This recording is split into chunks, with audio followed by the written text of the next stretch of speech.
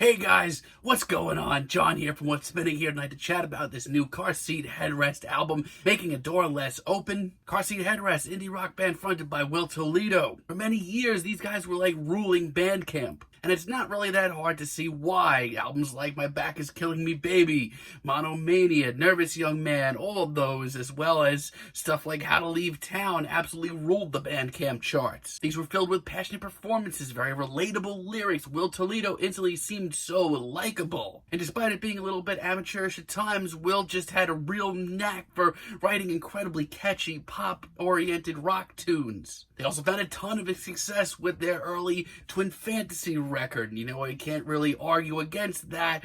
Sober to Death is just a track that everybody should hear. That being said, all these albums that I just talked about all had the same problems as well. As a matter of fact, it sounded like Will recorded all of these on like a potato in his parents' bathroom. I mean, I love a lot of lo-fi music, but these albums were incredibly rough around the edges. However, upon signing to Matador Records a few years ago, Will and company have seemed pretty unstoppable. Teens of Style showed Will and company re-record a lot of their early tracks from like Monomania era, and they actually sounded better than ever. And don't even get me started on 2016's Teens of Denial. It's one of my most cherished albums of all time. It's just so funny and sharply written and genuinely enjoyable from start to finish. Even their re-recorded Twin Fantasy from a couple of years ago just seemed so ahead of the curve, and even though these tracks were a few years old, really just had new life added to them. It was just wonderful.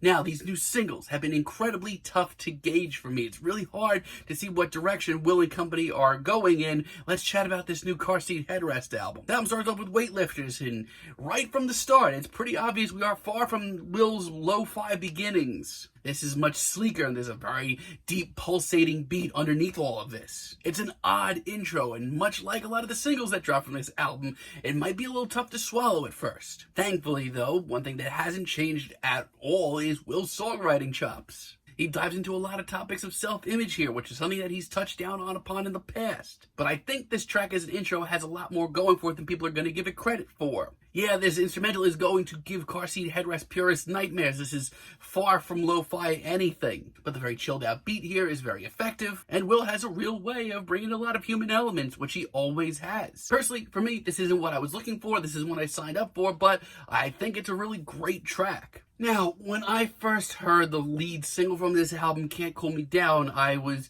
very perplexed, even a little hurt by it. This was just so frustrating to hear right off the bat from this new album. And in the weeks since, I'll be honest, it's been really hard for me to wrap my head around this. But something about this track's soulful nature, just how raw Will's performances seems at times, actually has made it grow on me quite a bit. Not only that, but it's very sleek and funky and goes along very well with the sound of this album. I just think it takes a while to grow on you. I mean, to be honest, overall, this is far from my favorite Car Seat Headrest album, but if you're open to sitting with it a little bit more, letting it grow on you, I still think Will has a lot of interesting things to say. Martin, on the other hand, is a lot easier to digest. It's just a great single all around. I mean, following all these very sleek beats, it's just so refreshing to hear a little organic instrumentation on this track. But even outside of that, Will just sounds so much more invested here. So much so that I would say that outside of that sort of pulsating beat in the background, if I heard this on the last two Car Seat Headrest albums, I wouldn't be too shocked. Just so blissful and powerful, and once again, incredibly catchy. Deadline's Thoughtful, as far as its more electronic, indie-tronic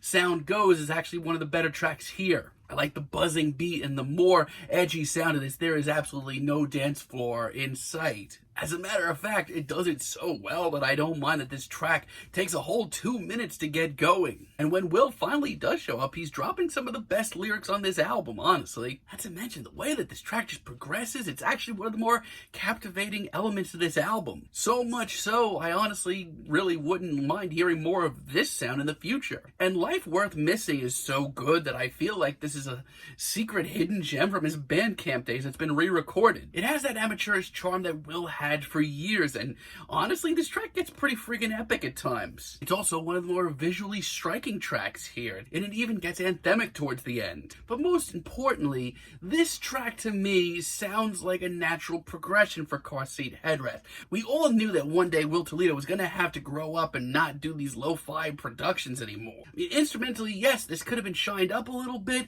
but honestly, as far as the progression of Car Seat Headrest, this is the way to go. There are some tracks here, though, that are just quite simply put not up to snuff, and I don't have excuses for Will. Deadline's Hostile is a serious dark side to the album. The track just sort of plods along and meanders. It's very boring. And you know what? There's elements to this track that I don't completely hate. I like that riff a whole lot. But I can't be the only one that listens to this track and just think it's so uninspired. Will sounds bored. Most of this track I just kind of have to shrug at. And this Hymn remix, oh boy, this is dreadful. I mean, hearing Will Toledo cover Death Grips live was at one point the strangest thing I'd ever heard him do. This tops that though. This isn't experimental, this isn't exciting, this is just really annoying. And What's With You Lately is a seriously odd turn as well. Guitarist Ethan Ives takes vocal duties here, and you know what? He's been on backup vocal duty plenty in his past. But this is just very awkward. It just sticks out like a sore thumb. And the rest of the album is just kind of middle of the road. It makes this album very hard for me. Hollywood is easily the biggest middle-of-the-road track here. You know what? I'm going to come out and say it. I actually like the crunchy riff here and the throwback alternative rock vibes. There is something about this track that really weirdly reminds me of like Odelay-era Beck. Right down to some of the lovably awkward charm of the screams on this chorus. But let me tell you, Will's even done that better in the past. I do like elements of this track once again, and you know what? I'm gonna say with the themes of fame and being famous, honestly, it does belong on this album. On the other hand, There Must Be More Than Blood might be the best track here. Once again, to me, this sounds much more natural for Car Seat Headrest. It has a more laid-back sound. They kind of ease up on the electronics here. It even has a great guitar solo, which I can't say about a lot of tracks here. And if you're talking about a seriously striking, visual, impactfully written track here, this is easily Will's best lyrical performance. And yes, it's still not instantaneous. He's still got a lot to sit through. But it's the most rewarding and fascinating tune here. So much so, I think that this gives me a lot more hope than anything here for the future of Car Seat Headrest. I don't know, man. Famous just sort of rubs me the wrong way as a finale. And you know what? I'm just gonna say it. Instrumentally, this is the sound that I really wish we heard more of. I actually really love the glitz and the glamour of this track. As a matter of fact, I think it would have made a lot of the themes a whole lot more impactful if Will went down this route. But Will's performance here is a letdown, and the half-assed vocal effects are completely ridiculous. So overall, I don't think this is a complete flop of an album. I still think that when Will is on, he's writing a lot of really captivating tracks about fame and image, which, you know what, should have been a real knockout of an album. This is a guy that's really tackled a lot of these themes before and done it really well. However, the more electronic vibes on this album and the serious departure from their sound is really making this hard for me. This is an album that you need to sit with and give a couple of listens and really analyze. There's a lot of emotion here still, and Will still has so much great things to say, but as far as Car Seat Headrest albums go, this is a lot harder to get into. You're going to want to sit with this a lot more. I'm feeling like a light 7 on this album, but let me know what you guys think down below. If you like the video, be sure to give us a like, give us a subscribe, and let me know down below what you would like for me to chat about in the future. And until next time, have a great day, guys.